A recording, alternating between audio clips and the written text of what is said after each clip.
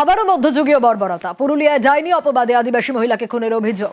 পরিবারের অভিযোগ, দীর্ঘদিন ধরে পদবী টুডুকে ডাইনি অপবাদ দেয় তারই পরিবার এবং আত্মীয়দের একাংশ। কিন্তু কেন, কি অভিযোগ, কি কারণে ডাইনি অপবাদ? আরো বিস্তারিত ইন্দ্রজিৎ জানাতে পারবে এই বিষয়ে। ইন্দ্রজিৎ। দেখো সোনিয়া, একেবারেই পরিবারের এক মেয়ের অসুস্থতাকে কেন্দ্র করে পারিবারিক বিবাদ শুরু হয় এবং এই বিবাদ দীর্ঘদিনের বিবাদ এবং এই বিবাদ থেকেই ডাইনি অপবাদে খুন হতে হয় বা একেবারেই কালী পূজার রাতে, এবং ঘর থেকে মহিলাকে টেনে বাদ ভিঁচড়ে নিয়ে গিয়ে খুন করে তাদেরই একবারই আত্মীয়, দেওর রয়েছে এর মধ্যে এবং বেশ কিছু আত্মীয় রয়েছে। ইতিমধ্যেই 6 জনের বিরুদ্ধে লিখিত অভিযোগ হয়েছে থানাতে এবং তাদের মধ্যে 6 জনকে গ্রেপ্তার করেছে পুলিশ।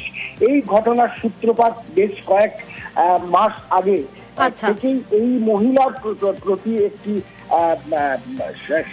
অস্বাভাবিক কথাবার্তা বলতে থাকে পরিবারের আত্মীয়রা, এবং তাদের যে অভিযোগ, কুসংস্কার থেকে এই অভিযোগ আছে যে এই মহিলার কারণেই ওই মেয়েটি অসুস্থ হচ্ছে বারবার এবং তাকে ডাইনি অপবাদ দেওয়া হয়। একেবারে ইন্দ্রজিৎ, মর্মান্তিক ঘটনা।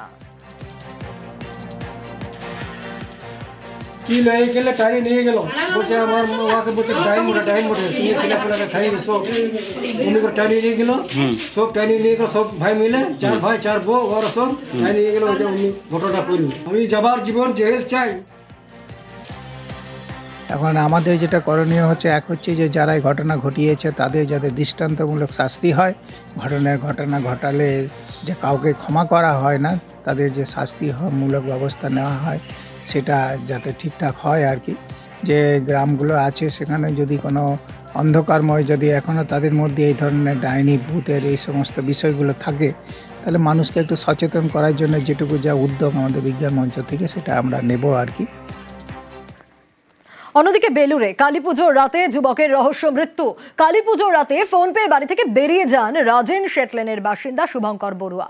ভোর রাতে বাড়ির সামনে অচৈতন্য অবস্থায় উদ্ধার করা হয় দেহ। পরে হাসপাতালে নিয়ে গেলে মৃত ঘোষণা। পরিবারের দাবি, বাড়ি থেকে ডেকে নিয়ে গিয়ে শুভঙ্করকে খুন করা হয়েছে।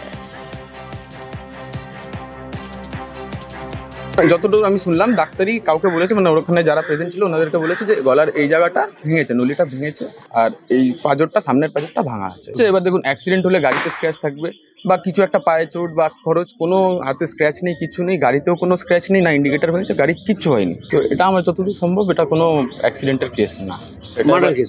হ্যাঁ, ওই রকম কোনো ইয়েই নেই। পাড়ার কারোর সাথে পাড়ায় কি কোনো ঝুটঝামেলা কাউকে তুই তাকারি করে বলে না।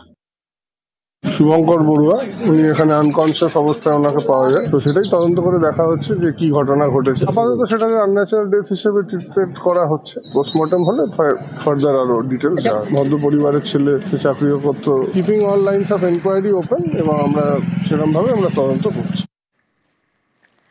আবারও বেপরোয়া গতির বলি নদিয়ার কৃষ্ণনগরে মর্মান্তিক দুর্ঘটনা। দেখাচ্ছি সেই সিসি ক্যামেরা ফুটেজ। কি ভয়ঙ্কর দুর্ঘটনা দেখুন।